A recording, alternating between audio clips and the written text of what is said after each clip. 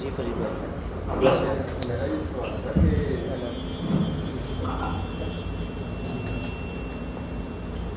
कासिम भाई के ड्रीम्स के ऊपर बिलीव करते हैं कि कासिम भाई सच कह रहे हैं, जो ख्वाब हमने देखे हैं वो सच्चे हैं, अल्लाह की तरफ से हैं, और उनके ख्वाबों के अंदर सारे इशारे इमाम मेहदी की तरफ होते हैं काफ़ी ड्रीम्स के अंदर, और जो हदीसों में हमें पता चलता है। और लेकिन कासिम भाई ने बाकायदा वीडियो बना के हमें कह दिया कि मुझे इमाम मेहदी मत कहें, तो हम तो एक अजीब से मसले में फंस गए हैं। एक हदीस हमें कुछ कह रही है, सीधा इशारा दे रही हैं, और अगर पूरी तरह बिलीव करते हैं तो, और इधर से हमें ये कासिम भाई कहते हैं कि ये मत कहा जाए, तो हम क्या करें फिर इस सूरत हाल में? कासिम भाई, आपके सवाल यह है कि साथी आपके ख्वाब पर यकीन करते हैं और ख्वाबों से या हंस करते हैं, और जो हदीस मुबारका में इशारात हैं कि आप ही इमाम मेहदी अलैहिस्सलाम हैं, तो आपने तो वीडियो बनाई और उसका आपने साफ इनकार कर दिया कि जो है मैं किसी बड़ी बात का इज़हार नहीं करता, और मुझे ख्वाबों में जो तरबियत दी गई है कि मैं कोई बड़ा गेम नहीं करूँ। तो फिर हमारे साथी जो है कुछ परेशानी में पड़ रहे हैं कि हम करें तो क्या करें, तो इसका अगर आप जवाब देना चाहें मुनासिब समझना। ये वैसे मेरा सवाल नहीं, ये सामने बैठे हैं उनका सवाल है। अब इसमें ये है कि जब मैंने ड्रीम शेयर करना शुरू किए ना, तो मुझे अंदाज़ा नहीं था, यानी एंड ऑफ टाइम की जो हदीस है वो तो मैंने बिल्कुल भी नहीं थी पढ़ी हुई ना, शायद कोई सुनी हो। मैंने वो जो शाहिद मसूद की वीडियो देखी थी, तो वो भी इतने साल बाद पता नहीं मुझे कितना के याद रह जाता है बंदे को। तो जब मैंने ड्रीम शेयर करना शुरू किए, तो वो फिर जब जो लोग जिन्होंने सुने ड्रीम्स, तो वो कहते हैं कि यार तुमने ये ख्वाब अपनी तरफ से बना लिए हैं, और तुम शो ये करना चाह रहे हो कि तुम ही इमाम मेहदी हो, और इनडायरेक्टली तुम कह रहे हो, खुद नहीं कह रहे। तो फिर मैंने यानी जब देखा कि मैंने ये एक बंदे ने बताया, फिर 2-3 मैंने कहा काफ़ी इस तरह के बंदे जो हैं वो बात कर रहे हैं, तो आखिर फिर वो कुछ ने हदीस का रेफरेंस भी दिया हुआ था इस तरह से, तो फिर मुझे पता चला थोड़ा सा। फिर इवन एक ड्रीम था, वो तो मैंने शेयर भी कर दिया हुआ था, वो मेजर साइंस के हवाले से था। तो उसका जब मुझे पता चला कि जी पहली निशानी तो ये है भरी निशानी, तो मैंने कहा ये क्या, तो वो फिर मैंने उसको प्राइवेट किया, और जो बाकी के ड्रीम्स थे जो मैंने शेयर किए हुए थे उनको भी फिर मैंने प्राइवेट किया। तो अब ये शुरू से ही हो रहा है, जो बिलीव कर रहा है ड्रीम्स पे वो कहते हैं कि जी आप वो हैं, जो नहीं करता वो कहते हैं कि जी आपको या ये शैतान बता रहा है, शैतान हाथ में आ रहा है, या फिर वो आपने अपनी तरफ से ये ड्रीम्स घरे हुए हैं। तो ये मुझे हाँ में भी आया था कि अल्लाह मुझे कहता है कि ये वीडियो बनाओ और इसको अपलोड कर दो, और कहो कि लानतुल्लाह अलल काज़िबीन, यानी झूठों पे अल्लाह की लानत हो जो इस मामले में झूठ बोले। तो वो फिर मैंने वीडियो बना के तो अपलोड की।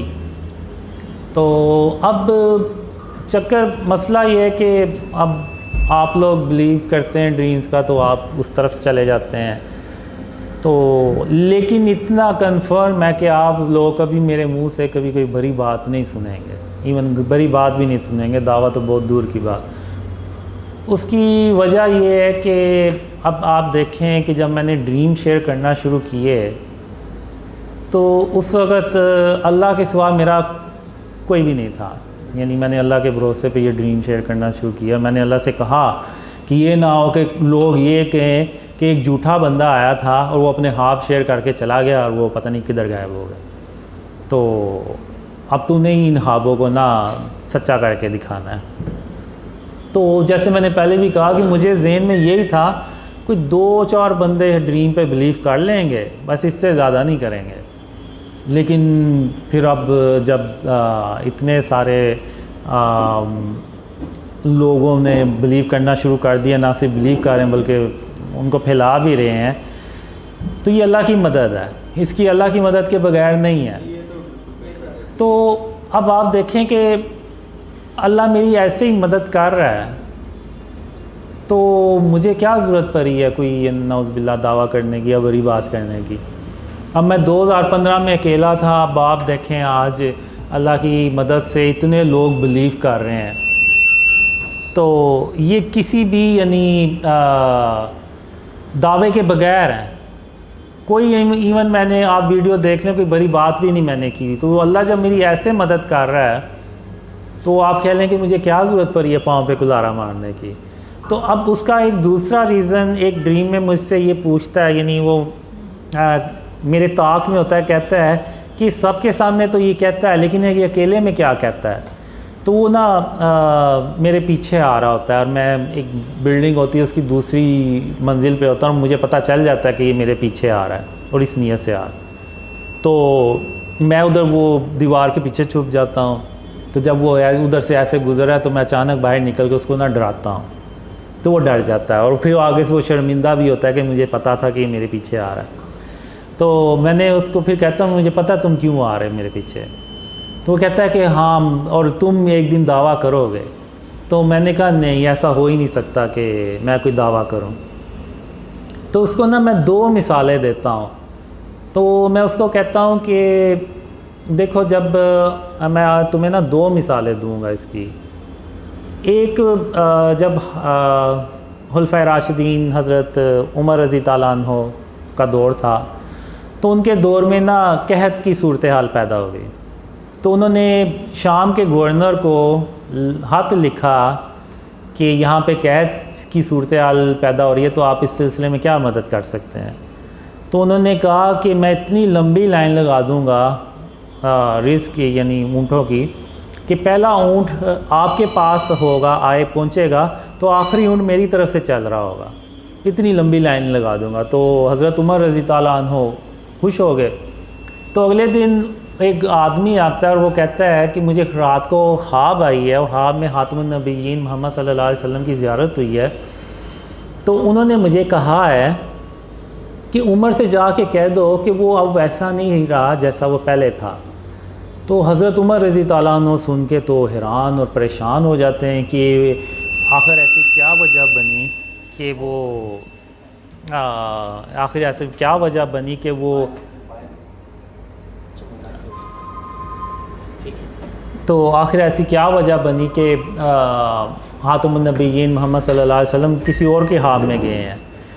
तो फिर उन्होंने गौर किया और कहा कि हाँ, अब मैंने अल्लाह पे तवक्कल करने की बजाय शाम के गवर्नर पे की। तो फिर उन्होंने कहा हम ना नमाज़ पढ़ते हैं, यानी बारिश की जो नमाज़ होती है वो। तो अभी वो पढ़ने के लिए मैदान में जा रहे हैं, पढ़ी है, और उसके बाद जो है ना वो बारिश शुरू हो गई।